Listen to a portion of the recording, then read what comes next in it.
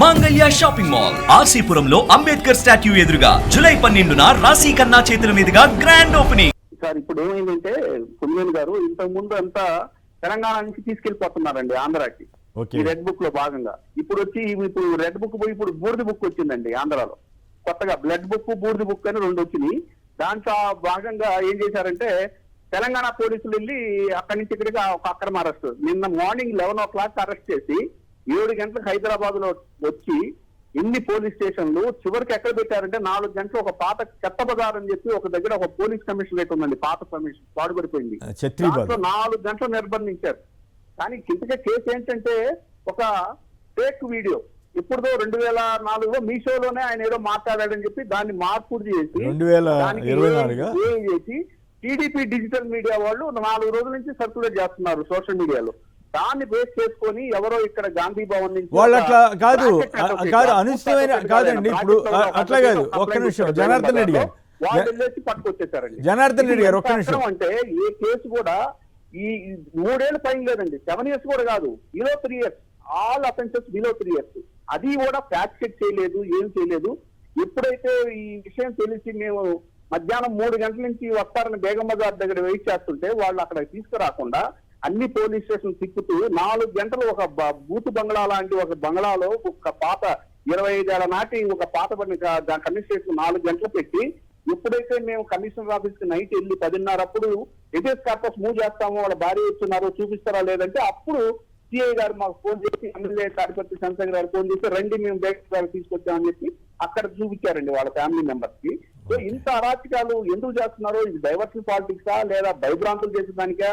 అది కూడా ఒక ఫేక్ వీడియో ఏ క్రియేటెడ్ టోటల్ గా ఆయన వాయిస్ అంతా మార్చేసి ఏదేదో ఒక తెలంగాణ, ఇది విచిత్రం ఏంటంటే తెలంగాణ సీఎం అని తిట్టినట్టుగా పెట్టేసి దాంట్లో అరెస్ట్ చేసి తీసుకొచ్చి ఆ అఫెన్సెస్ కూడా ఏంటంటే అన్ని బిలో 3 years బిలో 3 years. ఖచ్చితంగా 141A అడిగాము, కానీ వాళ్ళు మీరు మాకు ఇక్కడ కెమెరాలు ఉన్నాయండి పోలీస్ స్టేషన్ లో మేము చెప్పలేము, మీరు సాధ్యమంతా బెయిల్ వేసుకోండి, ఆల్రెడీ మేము అరెస్ట్ చూపించేసాము, రిమాండ్ తయారైపోయింది, మేము దీంట్లో ఏం చేయలేము, మీరు ఏదంటే కోర్టులో చూసుకోమని చెప్పడంతో మాకు పరిస్థితి అర్థమైందండి.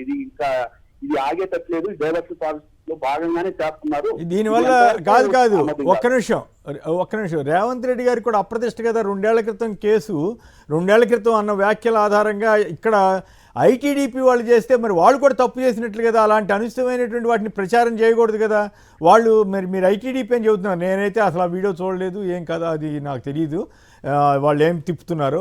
మీరు చెబుతున్నారు ఐటీడీపీ లేకపోతే ఇంకోళ్ళు XYZ ఎవరైనా కానీ అట్లా తిప్పడం కూడా అట్లా కాదు. నా ప్రశ్న ఏమంటే ఒక్క నిమిషం, అట్లా తిప్పిన వాళ్ళ మీద కూడా కేసు పెట్టాలి కదా అన్నది నాకు వచ్చిన డౌట్. ఖచ్చితంగా అది లేని వీడియోని, మరుగున పడిపోయిన వీడియోని, ఫేక్ వీడియోని, ఏఐ క్రియేటెడ్ వీడియోని చెప్పడం కూడా తప్పే. అది ఫ్యాక్ట్ చెక్ చేసుకోవాలి.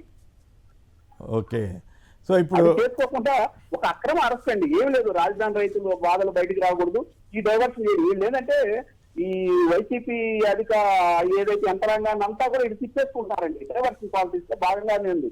ఎందుకంటే అది ఒక చిన్న ఇష్యూ, దాన్ని పెద్ద చేసి దాన్ని అరెస్టులు చేసి ఇంత భయభ్రాంతులు చేయాల్సిన అవసరం లేదు. ఇది రేవంత్ రెడ్డి గవర్నమెంట్ గా ఆయన హోమ్ మినిస్టర్ కూడా ఆయన రేవంత్ రెడ్డి గారు ఆయన చర్యలు తీసుకోవాలి ఖచ్చితంగా ఇట్లాంటి వాటి మీద. లేకపోతే ఇది ఎక్కడికో పోతుంది, ఈ 3 ఏళ్లలో ఇట్లాంటి ఎన్నో చూడాల్సి వస్తుందని. అంటే నాకు అనిపించింది అండి, ఏపీ కంటే తెలంగాణ బెటర్ గానే ఉంటుంది, పోలీసులు కూడా మరి ఇష్టం వచ్చినట్టు వెళ్ళరు అనేటువంటి ఒక అభిప్రాయం ఉంది. బట్ ఇప్పుడు మరి ఎలాంటి హరాస్మెంట్ చేయట్లేదండి ఆంధ్ర లాగా.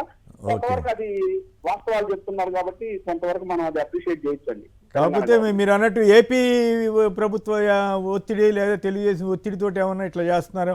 రేవంత్ రెడ్డి గారు ఇటువంటివి కూడా అలౌ చేయకుండా ఉంటే బాగుంటుంది, ఆయనకే మంచి పేరు వస్తుంది. మనం ఆయనే హోమ్ మినిస్టర్ కాబట్టి ఖచ్చితంగా లా అండ్ ఆర్డర్ ఆయన దగ్గరే ఉంది కాబట్టి ఖచ్చితంగా చర్యలు తీసుకోవడం మంచిది. ఇటువంటి వాటిని అలౌ చేయకుండా ఉంటే అధికారం ఉండొచ్చు పోవచ్చు, కానీ దాని మీద ఆయన రాజకీయంగా ఇట్లా వాడుకోకూడదని చెప్పాలండి. అవును, పైగా అసలు పెద్ద పెద్ద రాజకీయ నాయకులు ఇప్పుడు ఇందాక చదివి వినిపించాను చంద్రబాబు గారు. నాకు ఒక డౌట్, ఇన్ని చెబుతున్నారు కదా సోషల్ మీడియా టాస్క్ ఫోర్స్ అది అని, చంద్రబాబు గారు మాట్లాడుతున్న అనుచిత భాష అవుతుందా, సంస్కారయుతమైన భాష అవుతుందా, సోషల్ మీడియాకి తగ్గ ఇబ్బంది లేని భాష అవుతుందా?